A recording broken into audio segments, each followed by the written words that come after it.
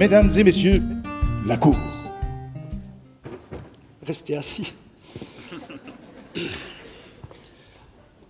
Le respect se perd. En tant que président du tribunal de grande instance de la ruralité, nous étions censés nous occuper de 2040 et je vois qu'on nous met sur la paille, qu'on nous traite comme des ballots, mais nous n'allons pas en faire un foin. Voilà. En tant que président de la Cour, je déclare ouverte cette unique session extraordinaire du tribunal de grande instance de la ruralité, 6 à Meheignoul, ce 2 octobre de l'an de grâce 2014. Occasion unique pour vous, projetée en 2040, et imaginez ce que seront les acteurs ruraux de demain, soit notre futur possible, probable, souhaitable, ou malheureusement pour certains d'entre nous, pour ceux qui nous suivront. 2040, on ne sera peut-être pas tous là. Et relèveront avec panache les défis des territoires ruraux. En effet, nous ne sommes pas éternels. J'appelle donc à la barre nos grands témoins, maître Barret, Philippe de l'Université catholique de Louvain et maître Sommeville de la Foi, secrétaire général adjoint ci-devant, ainsi que monsieur le juge d'instruction, Marc Mormont, de l'ULG, qui m'assistera dans la bonne tenue. Oui, messieurs, vous pouvez vous asseoir à ma droite. Monsieur le juge, je vous en prie. Qui m'assistera donc dans la bonne tenue de ces débats et apportera ses éclairages toujours pertinents. Pour ce faire, plusieurs hypothèses sont à notre disposition via l'excellent travail de prospective qui a vu l'élaboration de 4 scénarios globaux, pas moins, qui sont d'ailleurs affichés ici derrière, et que vous pouvez découvrir dans le détail un peu partout dans ces locaux, dans une excellente brochure que je vous recommande de lire et de découvrir. Donc, 4 scénarios globaux réalisés par les éminents membres, et j'en vois ici, du réseau Vallon de développement rural, piloté toujours par M. Mormont, décidément, vous êtes à l'honneur aujourd'hui, ceci expliquant cela, qui vous les présentera plus en détail après cette table ronde, ce tribunal. Donc, cette table ronde apéritive, nos témoins ont été appelés à choisir un scénario préférentiel. On va vous les présenter, et juste 2-3 thématiques pour illustrer leurs propos et vous donner une idée de ce que pourraient être, seront, devraient devenir les acteurs ruraux de demain, ceux qui vont émerger, ceux qui vont évoluer, ceux qui vont se développer et peut-être aussi dominer, et voir aussi le jeu entre ces acteurs dans les territoires ruraux de 2040. Précaution oratoire, donc c'est sans doute fort partiel. Il y a un petit côté ligue d'impro, vous l'avez bien compris, vu le temps imparti, et donc nos avocats sont conscients de la complexité des choses, et ils ne manqueront sans doute pas de le répéter. Avant d'entamer les débats, n'oubliez pas, nous sommes en 2040. Toutes les crises ont eu lieu, toutes celles qui sont d'actualité, qui s'annoncent. L'heure des choix a sonné autour de 2022. Je peux vous le prédire, j'ai regardé dans mon café ce matin. Des modifications radicales sont apparues dans le paysage de la ruralité. Tentons donc ensemble de les cerner. Messieurs les avocats, maîtres, chers maîtres, il n'y a pas d'accusés à défendre, il y a des appelés du futur à identifier. Monsieur le juge d'instruction, nous pouvons commencer. Merci, Monsieur le Président. Alors, pour instruire un petit peu les 2 plaidoyers que nous allons entendre, je vais simplement évoquer très rapidement, au fond, quels sont les scénarios en discussion. Nous avions, dans le groupe de travail, identifié 4 scénarios possibles du futur. Nos 2 plaidoyers, nos 2 avocats en ont choisi chacun un, et le premier qui va être présenté par Yves Sommeville, c'est celui des campagnes que nous avons appelé des filières productives. Philippe Barret défendra un petit peu le 4e scénario qui était celui des campagnes de la sobriété. Alors, je ne vais pas entrer dans le détail de ces scénarios, vous pouvez les lire, et les 2 avocats les ont étudiés avec attention. Simplement, ce que les 2 scénarios ont en commun, c'est finalement que dans les années 20, effectivement, s'est produit une rupture. On a arrêté de poursuivre le chemin de la libéralisation totale et de la compétition internationale pour revenir à un nouveau modèle socio-économique où on va essayer de réguler le développement. Donc ça, c'est une première donnée qui leur est commune. Et vous verrez que nos deux avocats, ils ont tous les deux un intérêt marqué pour la question, je dirais, agroalimentaire et pour les questions d'environnement. Maintenant, là où les deux scénarios diffèrent, c'est que dans le cadre du scénario des filières productives, finalement, il y a quand même une grande crise qui se profile de plus en plus, qui est celle du climat et du changement climatique. Mais dans le scénario des filières productives, il n'y a pas de régulation internationale. Chacun poursuit son propre chemin, essaye de réagir aux crises qui se produisent de plus en plus régulièrement. Et simplement, en Europe, on est dans une politique un peu volontariste de développer des productions alternatives d'énergie parce qu'on est bien conscient qu'il faut changer de trajectoire. Par contre, dans le scénario qui sera celui de Philippe Barrette, celui des campagnes de la sobriété, on fait le pari que non.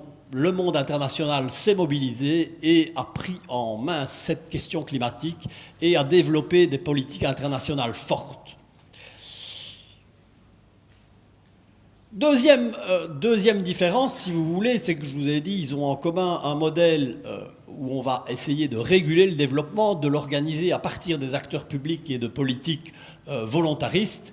Mais dans le premier cas, celui des filières productives, comme on n'a pas trouvé d'accord international sur le climat, eh bien l'Europe se referme un peu. Ce sont au fond les grandes régions du monde qui s'organisent plus ou moins indépendamment les unes des autres. Et en Europe, on redéveloppe des politiques fortes en matière d'énergie, en matière de développement régional et bien sûr en matière d'agriculture, ce qui laisse supposer un renouvellement de la politique agricole commune. Par contre, dans le scénario qui sera celui de Philippe Barrette, bien sûr, il y a cette volonté de réguler, mais là, on est dans quelque chose de plus radical. C'est un changement de trajectoire. Il s'agit, au fond, d'accepter quelque chose qu'on évoquait déjà dans les années 10 et 20, vous vous souvenez, c'est l'hypothèse de sociétés qui n'auraient plus vraiment de croissance. Dans ce cas-là, il est quand même possible, dans ce scénario, de penser un développement, mais en changeant les modes de consommation, les modes de production, les modes de distribution et l'organisation sociale. Où il diffère aussi, c'est évidemment que dans le schéma des filières productives, le rôle important, si vous voulez, il est porté par des relations entre des acteurs publics et des filières industrielles.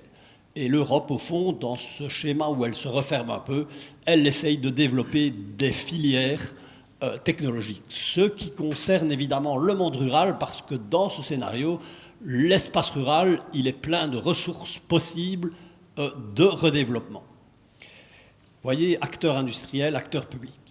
Dans le scénario des campagnes de la sobriété, on est dans un schéma où on ne parie plus sur le développement de nouvelles industries seulement, en tout cas, mais où au contraire, c'est l'organisation sociale, c'est les dynamiques locales, ce sont les acteurs associatifs qui deviennent les partenaires principaux et les porteurs de ce grand chantier de réorganisation de la société et de l'économie.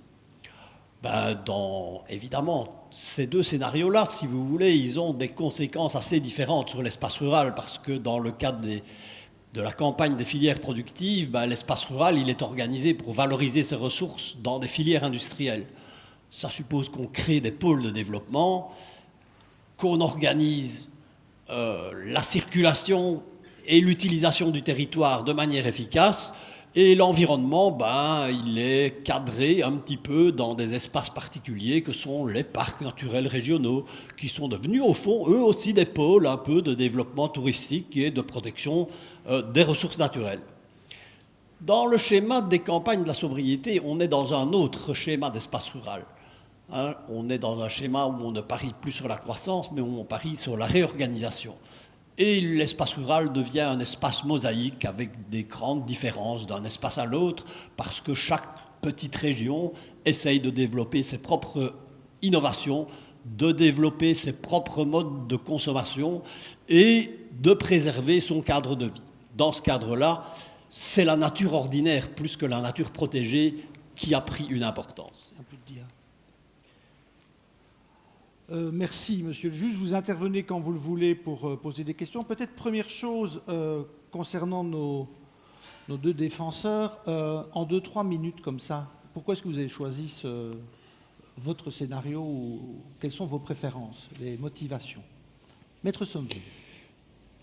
En ce qui me concerne, j'ai choisi le troisième, bien que lorsque j'ai pris langue avec le juge d'instruction, j'ai fait un léger panachage, mais on y revient. C'était autorisé. Mais c'était autorisé, même si ce ne l'était pas, j'aurais opté pour le léger panachage. Mais c'est vrai que globalement, je me retrouve davantage, en tout cas pour ce que l'agriculture pourrait être en 2040 dans le scénario 3. Pourquoi ? Parce que, en fait, 2040, c'est demain. Puisque, si on se souvient, pour ceux qui sont un peu plus âgés, de 1992, c'est vraiment le basculement de la politique agricole, et c'est hier. Et donc, dès le moment où, quand on connaît l'agriculture, quand on voit que c'est une industrie lourde quelque part, autrement dit, c'est un paquebot, lorsqu'il faut le manœuvrer, il faut il faut un certain temps en tout cas, extrêmement longtemps non, mais il faut un certain temps. Quand je vois qu'aujourd'hui, l'aspect changement climatique, mis à part les acteurs qui le vivent déjà aujourd'hui dans certaines zones du monde, mais au niveau européen, on ne le perçoit pas de la même manière que dans d'autres zones du monde.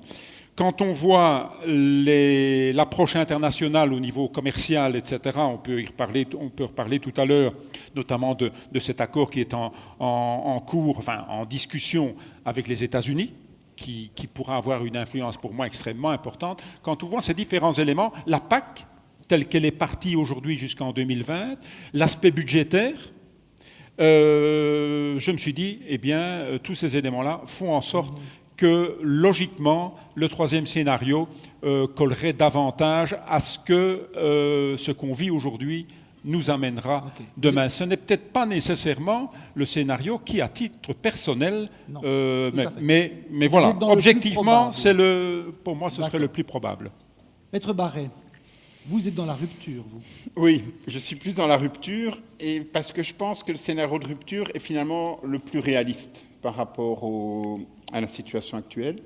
Parce que je pense que le système, pour le moment, il est un peu comme un système en surfusion. Donc vous voyez comme de l'eau qui devrait bouillir, mais qui ne bout pas parce qu'on n'a pas mis le premier spaghetti. Et donc le système a déjà dépassé ses limites. Et à mon avis, quand on va arriver aux limites, ça va quand même être un choc assez fort. Et donc je pense que à l'horizon 2040, en regardant les indicateurs qui sont maintenant scientificisés, donc ça c'est intéressant aussi, c'est qu'à la fin des années 2000, les indicateurs étaient portés surtout par des groupes de pression, par des individus.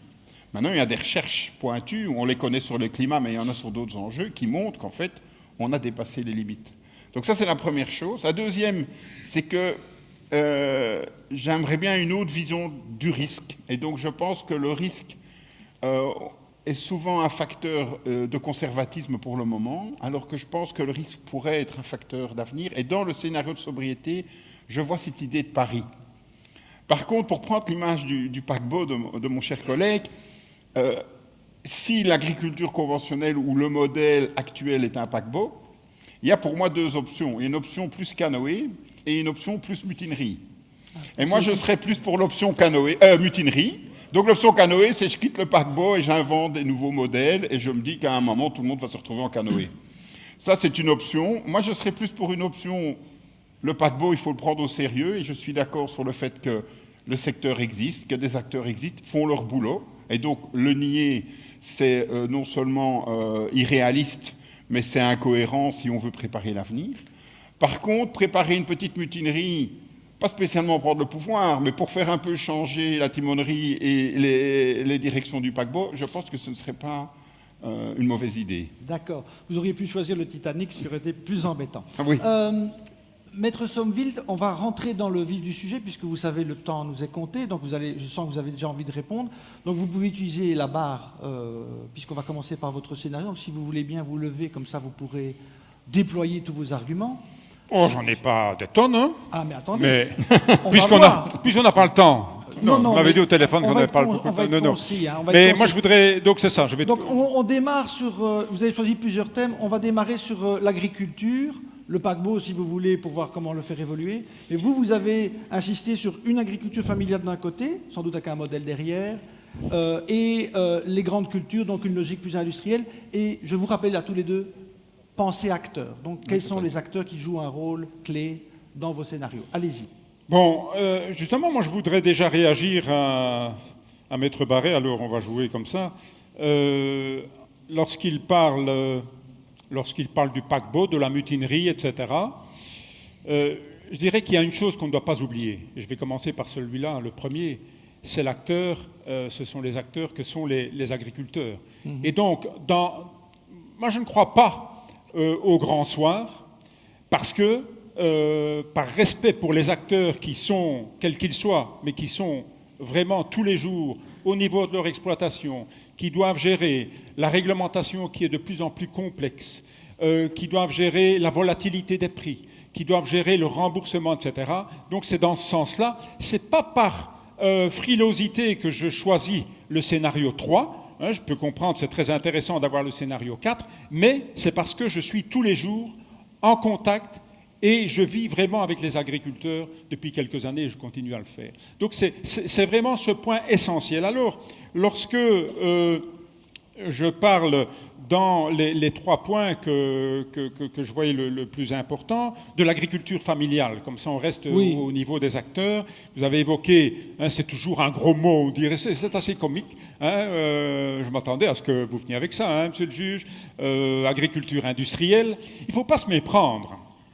Mais encore une fois, c'est la réalité d'aujourd'hui au niveau de la politique qui est menée. Alors tout le monde se met d'accord pour dire il faut maintenir une agriculture familiale. Alors il faudrait encore la définir, mais on n'aura pas le temps aujourd'hui. Certains utilisent le terme petite paysannerie. J'aimerais bien aussi, moi, qu'on définisse ce que c'est que la petite paysannerie, avec le respect que j'ai pour tout le monde, bien entendu. Tout le monde discute de l'agriculture familiale. Ciolos, commissaire à l'agriculture, moi je l'ai entendu au moins 100 fois sur ces 4 dernières années dire « faut défendre l'agriculture familiale ». Les jeunes, de grâce, les jeunes, il ne faut pas les oublier. Il n'y a que 7% des agriculteurs en Europe qui ont moins de 35 ans. Parlons pas de ce qui se passe en région wallonne, hein, les statistiques sont disponibles. Et donc, en fait, moi je vois que la réalité d'aujourd'hui, et qui va fatalement se répercuter sur demain, c'est que lorsque j'ai mis dans mes petits commentaires que l'agriculture sera en partie industrielle dans certaines zones de culture, ce n'est pas un souhait personnellement. Mais la réalité, c'est celle-là. Pourquoi ? Est-ce que vous pouvez décrire ces deux acteurs ? Oui. En 2040, je suis d'accord, on parle de la réalité d'aujourd'hui, mais à quoi ils ressemblent ? Qu'est-ce qui produit l'agriculteur familial ? Comment est-ce qu'il s'organise ? Pour moi, il y aura deux types d'agriculture, et en fonction des zones. Oui. Sauf s'il y a un boom à un moment donné. Mais en tout cas, dans mon esprit, comme c'est parti là, vu que c'est demain, nous allons avoir dans les régions de culture des agrandissements d'exploitation. Encore une fois, c'est ma vision, mais c'est pas mon souhait. Non. Mais la réalité, ce sera celle-là. Parce que l'agrandissement des exploitations, lorsqu'il n'y a pas d'animaux sur la ferme, eh bien cet agrandissement est plus facile. Alors, on peut le regretter, mais moi je constate aujourd'hui, et je me répète par rapport à ce que j'ai dit tout à l'heure, la politique agricole devient de plus en plus complexe. Et pour moi, si rien ne change au niveau du deuxième acteur que j'ai évoqué, c'est-à-dire les pouvoirs publics, en ce compris les politiques et l'administration, si rien ne change, cette complexification de la réglementation fera en sorte que la seule solution, eh bien, ce ne sera pas au niveau de l'agriculture de plus petite taille, qui doit gérer une somme de réglementations invraisemblables. L'administration, et je ne critique pas l'administration, mais son rôle, on lui a dévolu un nouveau rôle par rapport à son rôle d'antan, et le rôle d'aujourd'hui, et ça va se continuer en tout cas certainement si rien ne change dans les 10 ou 15 prochaines années, c'est un rôle de contrôleur. On a changé la casquette de l'administration qui était une casquette de conseiller pour une casquette de contrôleur. Et celui qui vit en ferme et qui entend la manière dont... Eh bien, c'est ça qui fait Maître, que... vous avez le droit de faire évoluer les choses. Donc, en 2040, de nouveau, quel est le rôle des pouvoirs publics? Parce que, attention, le temps passe, donc on va essayer de boucler cette première étape sur l'agriculture. Comment est-ce que les pouvoirs publics vont agir? Pour l'agriculture familiale, c'est quoi? C'est la région, ce sont les communes, est-ce qu'il y a encore un État? C'est l'Europe qui gère tout ça? Et du côté industriel, c'est l'OMC? Ben, l'agriculture, soyons clairs, c'est l'Europe. Aujourd'hui, c'est l'Europe. Quand on vit, et je pense que c'est une bonne chose, qu'il y ait quand même une vision globale. Ce qu'il y a de dommage, c'est qu'on parle toujours de subsidiarité, donc de permettre d'adapter la réglementation aux États, voire aux régions, et dans la réalité, on n'est pas dans cette situation-là. On le vit aujourd'hui. Je m'excuse de toujours parler d'aujourd'hui, mais ce qui se passe aujourd'hui va influencer ce qui va se passer dans les 20 prochaines années. On essaie d'imaginer ce qu'il faudrait faire et donc, demain ce pour qu'il faudrait faire, ce n'est fonctionne. pas au niveau au niveau du monde politique, c'est d'avoir toujours un pouvoir de décider par rapport à ce qui se passe au niveau international. Et à l'intérieur de l'Union européenne, là je ne vais pas vous faire l'injure, monsieur le juge d'instruction, le budget, si vous n'avez pas de moyens, eh bien il est clair que faire bouger les choses, c'est beaucoup plus difficile. Je ne dis pas que c'est impossible, mais beaucoup plus. Et enfin, je voudrais quand même, parce qu'on a parlé de l'agriculture industrielle dans certaines zones, il y a toujours pour moi une vision de l'agriculture qu'on va dire familiale, mais ça mérite, c'est pas en 5 minutes qu'on va pouvoir développer l'entièreté, mais il y a toujours une agriculture de plus petite dimension comme ça. Et moi, ce qui me fait toujours un peu sourire, mais ce serait plutôt pleurer, c'est que les personnes qui veulent défendre une agriculture familiale, et demain l'agriculture familiale, ce sera celle qui a toujours du bétail au niveau de l'exploitation. Et moi, ce qui me fait toujours, je dis sourire, je dois dire pleurer, c'est qu'en général, les gens qui défendent ce type d'agriculture sont les premiers à tirer à boulet rouge sur un type de consommation ou certains produits, je pense à la viande bovine notamment. Et là, pourtant, c'est un élément fondamental dans l'occupation du territoire, dans la préservation des prairies permanentes, par exemple, et jusqu'à preuve du contraire, la transformation de ce fourrage grossier ne peut se faire qu'à travers la viande bovine, à moins qu'avec les modifications climatiques, et ça c'est le troisième élément, on ne puisse importer des chameaux, puisqu'on sait que... la viande de chameau est bonne. Il y a... Voilà. Non. Monsieur le juge. Oui, alors, parce que j'ai demandé à la régie, parce que je ne sais plus à quelle heure on a commencé, du coup, mais je propose peut-être d'organiser un peu d'alternance, puisque le domaine agricole est quand même fort central dans vos deux choix, et donc vous revenez à la barre après. Donc vous avez développé vos arguments, et là, Philippe Barret, agriculture familiale, on peut supposer que le modèle de production a fortement évolué, et vous faites le lien avec l'alimentation. Tout à fait. Et donc, pour partir de ce point-là de l'agriculture familiale, je pense qu'effectivement, une définition est difficile en peu de temps, mais en même temps, on peut se risquer quand même, et Maître Sommeville l'a déjà pointé, on peut se risquer quand même à identifier au moins 4 éléments. Le premier, c'est la question de la taille. Et donc, on fait souvent le lien entre agriculture familiale et petite taille. C'est une première chose. Le deuxième, c'est la question de la main-d'œuvre. Et pour moi, c'est la définition de l'agriculture familiale, c'est-à-dire celle où l'essentiel de la main-d'œuvre est familiale. Le troisième, et c'est le type de système. C'est ce qu'on a évoqué en disant, finalement, l'agriculture familiale, elle est compatible avec certains systèmes, et une industrialisation de l'agriculture, une montée en taille, oblige à ce moment-là à une hyper-spécialisation. Et donc, certains systèmes ne sont possibles que dans un cadre familial. Mais moi, le point qui m'intéresse le plus dans l'agriculture familiale, c'est le quatrième, c'est la question de la décision. Pour moi, une agriculture familiale, c'est une agriculture où le pouvoir de décision reste à l'agriculteur. Et je pense que c'est ça qui pose problème aujourd'hui et qui ne peut plus poser problème en 2040, c'est le fait qu'aujourd'hui, et Maître Sommeville l'a bien montré, on est dans une logique réactionnelle. On réagit à des contraintes. On réagit à des contraintes réglementaires, on réagit à des contraintes économiques. on va devoir surréagir à des contraintes de compétitivité, parce qu'à force de faire ce grand écart de la compétitivité, de la solidarité et de la soutenabilité, on se coince dans un modèle où l'avenir est dans une course. Dans une course, par exemple, si on réfléchit à la course à la taille, il y a un débat pour le moment en France sur la taille d'une ferme qui fait 1000 vaches.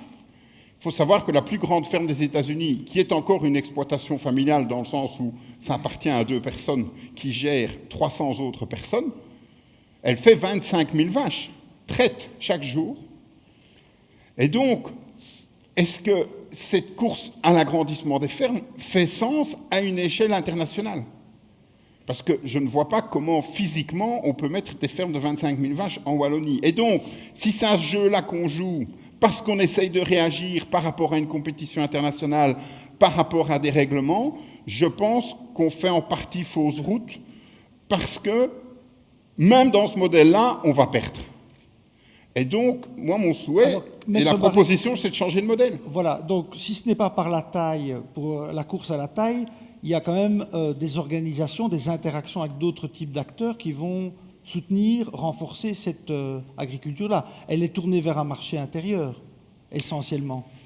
Alors d'abord, je pense que la notion de marché pose un peu problème parce qu'on donne l'impression que l'agriculture se définit uniquement par le jeu des prix et par le jeu de l'offre et la demande. Ce qui, pour moi, pose 2 questions. La première, est-ce qu'on est vraiment dans un système économique d'offre et de demande parfaite où ça réagit en fonction des prix alors qu'on sait qu'on est dans un système subsidié, donc déjà on fait un peu semblant, d'une part, et deuxièmement, à la fois au niveau micro quand on discute avec les agriculteurs, à la fois au niveau macro quand on discute avec les pouvoirs publics, on se rend compte qu'en fait, il y a d'autres motivations que des motivations économiques pour faire des choix en agriculture. Et ça a été une constante, et je pense que le réseau ici en est la belle illustration. Donc ça, c'est la première chose. Je pense qu'il faut changer d'indicateur, sortir d'un indicateur prix qui revient tout le temps en fin de discussion comme l'argument canon pour finalement prendre des décisions. Si c'est plus le marché en tant qu'acteur qui régule un peu tout ça, c'est qui et comment ? Alors, ça c'est la difficulté du modèle de sobriété, et je pense qu'il y a de plus en plus de travaux qui se font sur ces questions de gouvernance. Pour moi, il y a une option qui est celle qui est poussée pour le moment par beaucoup, qui est l'idée d'une relocalisation de circuits courts et d'un travail sur les petits acteurs. C'est un peu le modèle canoë que j'évoquais tout à l'heure. Je pense qu'il a ses limites. Je ne sais pas s'il va permettre de tout résoudre. Et donc, moi, je serais pour nourrir un deuxième modèle qui serait l'intégration de nouveaux indicateurs dans le modèle dominant. Et si on prend, par exemple, les firmes industrielles, moi, je rencontre pas mal de gens qui travaillent dans l'industrie, alors pas tellement dans l'alimentaire, mais je pense que dans l'alimentaire, c'est en train de bouger, qui considèrent, par exemple, que l'enjeu environnemental est finalement un enjeu qui est vendable, qui fait sens, qui donne du sens à leur action. Et donc, moi, je ne suis pas dans une caricature qui dirait que ceux qui font d'une certaine façon aujourd'hui seraient incapables de faire autrement. Par contre, c'est vrai que plus on est gros, plus on est dans des logiques de paquebot, plus c'est difficile de changer. Et donc, finalement, on accompagne le changement de petites initiatives, alors que c'est peut-être les grosses initiatives qui ont le plus besoin d'accompagnement. Et donc, pour moi, le rôle des pouvoirs publics, si on revient à ce point-là, c'est essentiellement de contribuer à un changement d'indicateur. Et une des façons de mieux contribuer à un changement d'indicateur, c'est de jouer une politique de transparence. Moi, je serai ministre de l'Agriculture, pour être clair, la première chose que je fais, c'est que j'interdis la publicité pour les produits agricoles. Non pas par principe, mais parce qu'elle donne une image tellement faussée de l'agriculture que finalement, ça n'aide pas à évoluer. Ça donne l'impression qu'on produit le lait en trayant des vaches avec une petite jupe en Vichy, ce qui n'est quand même rien à voir avec ce qui se passe en réalité. Et donc, je pense que tant qu'on n'aura pas... Et donc, ce n'est pas simplement des indicateurs chiffrés, des trucs de prof d'UNIF et des choses comme ça. C'est aussi de la communication, de la façon dont on communique sur l'agriculture. Okay. Le temps passe. Avant de redonner la parole à Maître Sotteville, donc vous avez fait le lien avec l'environnement, avec la protection de la biodiversité. Quel est le rapport entre cette agriculture et peut-être pas, ne parlons pas que des agriculteurs, hein. Ils sont importants, mais il n'y a pas que en monde rural. Les autres acteurs de la ruralité sur ces questions biodiversité, environnement et le lien avec l'activité économique. Ben là, on a un problème. Sur la biodiversité, on a vraiment un problème parce que de nouveau, on est rentré dans une logique où la biodiversité est vue avant tout comme un état, comme un nombre d'oiseaux, la présence ou non d'une espèce. Et pour moi, la biodiversité, c'est un processus. Et donc, il faudrait qu'on réapprenne la biodiversité comme le maintien de processus, une contribution au bien-être, etc. Et je vais quand même revenir aux agriculteurs parce qu'ils pourraient être modèles sur l'histoire de la biodiversité. Je pense qu'il y a une vision de la biodiversité en agriculture, notamment autour du contrôle biologique, notamment autour de la vie du sol, qui peut démontrer qu'en fait, biodiversité et production ne sont pas en opposition. Alors, mais là, le problème qu'on a, c'est une construction de capacité. En fait, on n'a pas encore les moyens pour se convaincre nous-mêmes et convaincre les autres que c'est vrai. Et certains, ils vont un peu trop vite en étant un petit peu dans le normatif et en disant si vous ne labourez pas, tout va aller mieux, si vous labourez, ça va crouler. Non, moi je ne crois pas à ça. Mais par contre, expérimenter sur cette ligne de dire est-ce qu'il n'y a pas un cercle vertueux où finalement biodiversité et agriculture ne s'opposent pas, mais finalement conduisent à un bien-être conjoint, moi je pense qu'il faudrait explorer cette voie-là. Et là, je pense que même s'il faut parler des autres acteurs, je pense que les agriculteurs sont en première ligne pour convaincre les autres de cette logique-là. Okay. Parce que c'est eux qui vont les premiers tirer profit d'une autre relation à la biodiversité. Ok, il y a peut-être quelque chose qui vous rapprochera. Les agriculteurs seront très importants encore en 2040. Je vous propose d'échanger vos places. Attention, on est quasiment dans le dernier tour, parce qu'on me signale à la régie qu'on a encore quelque chose comme 8 minutes. Donc, je vous rappelle, et puis vous aurez droit à une petite conclusion tous les deux, hein, le message envoyé à notre cher public.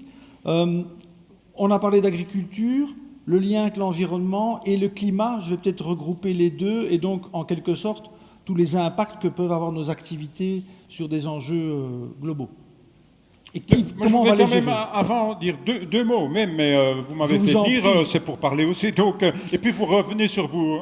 C'est ce qu'on a dit au début. Allez-y, maître. Allez-y. Simplement, quand même, pour moi, il n'y a pas de honte à dire que l'agriculture fait partie de l'économie. Ça, c'est un élément. Le deuxième élément, vous avez éprouvé un certain, je ne sais pas comment, point d'interrogation sur le marché. Ben, jusqu'à preuve du contraire, le marché, il existe. Et ce qui est fondamental, si on veut demain, des agriculteurs, comme d'ailleurs des acteurs ruraux dans l'ensemble, c'est le revenu. Alors, on aime ou on n'aime pas, mais ça fait partie, pour moi, du point essentiel. Et en bout de course, on a toujours l'impression qu'au niveau du monde agricole, l'environnement, on s'en fout. Je m'excuse, les mesures agri-environnementales, ben, il y a quand même là Naturawal qui est là, entre autres, avec son stand. Ça existe. Moi, au début que j'étais aux UPA à l'époque, si j'avais prononcé le mot environnement lors de mes premières réunions, je ne serais plus là aujourd'hui. Je serais là pour autre chose, peut-être à votre place. On s'en réjouit. Donc, voilà, pour dire, il y a quand même des éléments. Et derrière ça... Comment ? Ici, la voix. Oui. La voix rappelle au juge d'instruction. Monsieur le juge, il vous reste 5 minutes. Il nous reste 5 minutes. Allez-y. Merci, la voix. Donc, quand même un petit mot sur la dimension économique, ok. C'est un acteur économique. La gestion du climat et de l'environnement, vous voulez encore ajouter quelque chose ? Comment est-ce qu'on fait avec le climat ? La gestion du climat, donc, d'un côté, l'agriculture... c'est sûr, est responsable, comme toute activité humaine, des modifications climatiques, mais d'un autre côté, l'agriculture peut contribuer à atténuer le réchauffement climatique. Et donc, concrètement, en développant quel type d'activité ? Et là, je dirais concrètement, moi je ne suis pas ministre de l'Agriculture, je fais partie d'un acteur, oui mais si, M. Barret n'est pas, Maître Barret n'est pas ministre de l'Agriculture, mais vous serez ministre de l'Environnement. Mais en tant que, il peut prendre aussi ses responsabilités en tant que chercheur dans une université ou professeur en matière environnementale, ben là il y a des discussions à avoir. Sur les mesures qui pourraient être mises en place, qui sont à discuter, bien entendu, parce que lorsqu'on parle du stockage du carbone par les prairies permanentes, ben je sais qu'il y a encore des discussions parce que. Donc, ça prend toujours... ça me fait un peu rire hein, quand on parlait du canoë, du Titanic, etc. tout à l'heure. Mais du côté de la recherche aussi, parfois, c'est un paquebot encore beaucoup plus grand que l'agriculture qui coûte cher aussi. C'est pas un reproche. Je pense qu'il faut mettre un paquet dans la recherche. Il ne faut pas vous méprendre. Au même titre que le fait de donner 100 € par habitant et par an aux agriculteurs pour produire ce qu'ils produisent aujourd'hui, eh bien, c'est pour moi aussi essentiel. Merci, Maître Sauvigny. Un balle au centre. On rééchange une dernière fois. Donc, alors préparez-vous à vos conclusions parce qu'on a été drôlement vite sur vos recommandations finales.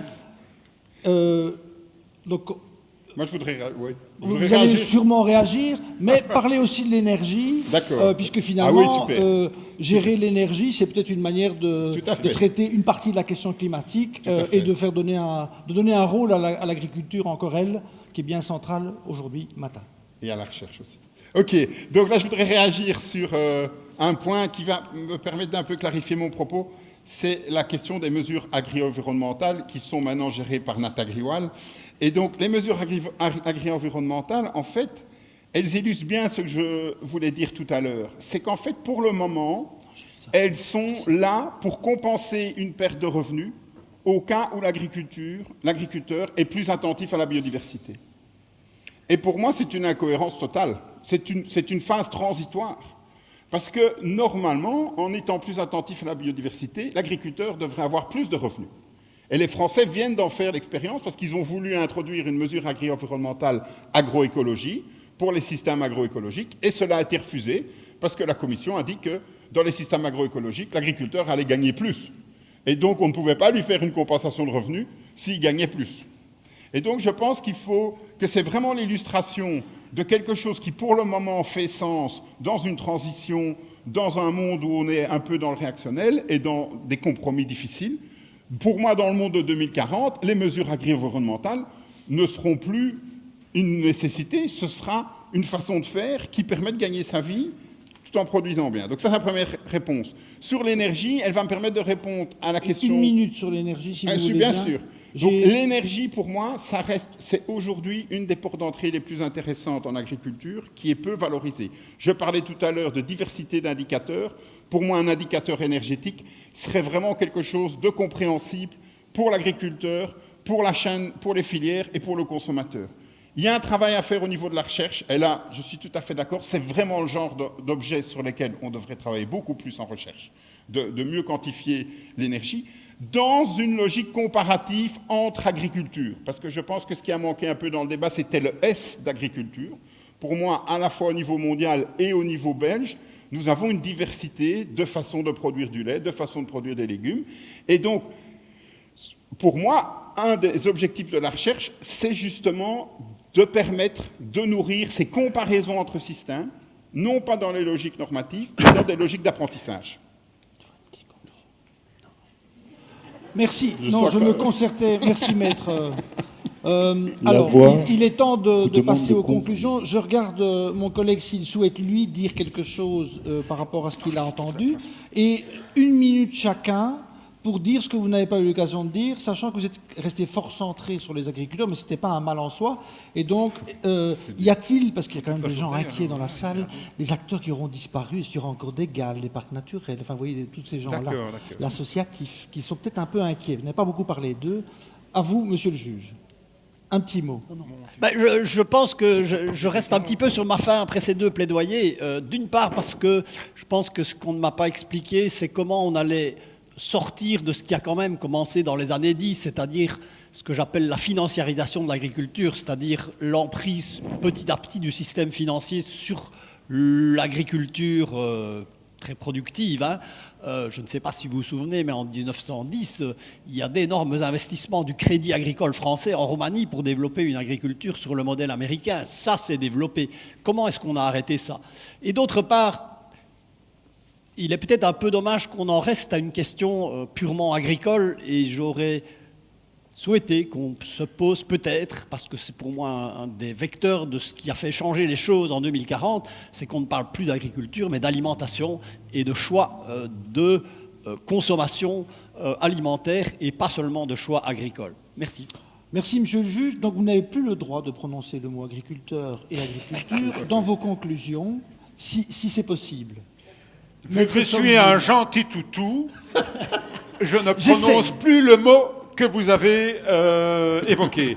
Et donc, je vais plutôt prononcer un autre mot qu'on n'a pas trop évoqué aujourd'hui. Oui. C'est le mot, c'est un des acteurs que j'avais choisi d'ailleurs, et je l'avais mis en 1, c'est tous les citoyens. Parfait. Je dis bien tous les citoyens. Et pas uniquement les citoyens que je rencontre quand je vais de temps en temps dans des débats publics sur l'avenir de, etc., du monde rural dans son ensemble. Donc je dis bien tous les citoyens, également les sans-voix. Et ça, c'est le premier élément. Et le deuxième élément, certains m'ont peut-être déjà entendu dire cela, mais ça me paraît fondamental et ça résume tout ce dont on a discuté, en tout cas en grande partie, c'est que moi je demande une plus grande cohérence au niveau du citoyen consommateur. Je m'explique. Lorsque je suis citoyen, je dis, moi, il me faut telle norme, telle norme, telle norme, telle norme, telle norme, je veux telle qualité de produit, encore, c'est vrai. Je sais qu'il y a quelqu'un de l'AFSCAC, de l'agence, qui est là. Et puis, comme ça, je parle un peu de tout le monde. Et puis, quand ce citoyen devient consommateur, bien, son acte d'achat n'est peut-être pas nécessairement cohérent par rapport à ce qu'il souhaite quand il est citoyen. Et donc, si on pouvait avoir cette cohérence, ben je pense qu'on peut tout doucement se retrouver dans les types de développement agricole, je ne parle pas d'agriculture, ni des agriculteurs, dans le type agricole que nous aurions en 2040, c'est ce que je souhaite. Merci, Maître Sommeville, de nous renvoyer à nos responsabilités citoyennes. C'était une bonne conclusion. Maître Barret, 1 minute. 1 minute. Eh oui. Ben moi, je ne voudrais pas parler du mot qu'on ne peut plus prononcer. Je voudrais parler du consommateur et de la cohérence du consommateur. Moi, je ne crois pas trop à la cohérence ou à l'incohérence du consommateur. Je voudrais juste qu'on arrête, on n'arrête pas, on n'a pas fait aujourd'hui, mais sur le consommateur, je crois qu'un point clé, c'est de nouveau cette question du prix.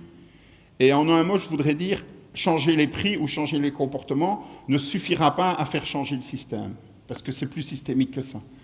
Par contre, la logique de prix et les comportements qu'il induit peut le verrouiller. Et donc je pense qu'il faut voir le prix comme un facteur de verrouillage actuellement des systèmes, mais pas comme un facteur spécialement, comme un moteur de changement. Ça, c'est une première chose.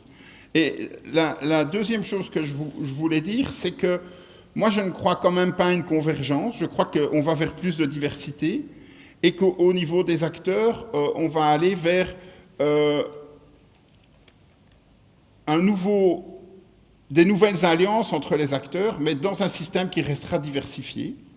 Mais ce qui me semble essentiel, c'est non pas de viser un système unique et excellent, qui me semble justement parfois l'erreur des approches alternatives, mais de remonter les minima, de remonter ce qui est inacceptable. Et je pense que là, on peut se rejoindre, mais malheureusement, c'est un élément quand même très dominant maintenant dans les systèmes d'alimentation, c'est qu'il y a des modes de fabrication d'aliments, des modes de consommation, je ne vais pas parler des pizzas parce que ce serait peut-être déplacé au milieu des pommes et des poires, mais qui posent question. Et donc là, moi, je pense qu'il y a un élément de nouveau de transparence où l'agriculteur est responsable. Et moi, pour moi, il y a... Ah merde, j'ai prononcé le mot qu'il ne fallait pas. Mais il y a une responsabilité. Il y aura une sanction. Il y aura une... C'est très long, monsieur le juge. C'est un point... Il ne fallait pas dépasser la minute. Voilà. Et donc, je pense que là-dessus, il y a vraiment un enjeu, de nouveau, de choix de société sur jusqu'où on veut bien descendre en termes de mode d'alimentation. C'est comme ça que moi, je verrais l'alimentation. Très bien. Le tout dernier mot de la fin pour le juge d'instruction, quand même. Ben, en un mot, monsieur le juge, je pense qu'en fin de compte, il y a une convergence au moins sur un point, c'est que c'est peut-être plus de citoyenneté et donc de responsabilité qui peut nous aider à aller vers un scénario souhaitable. Voilà. Merci beaucoup pour ce riche débat. Il y a une page de publicité qui suit pour des produits locaux. Et donc, je remercie tout le monde d'avoir joué le jeu et je vous souhaite une excellente journée. La session est levée. Bonne journée.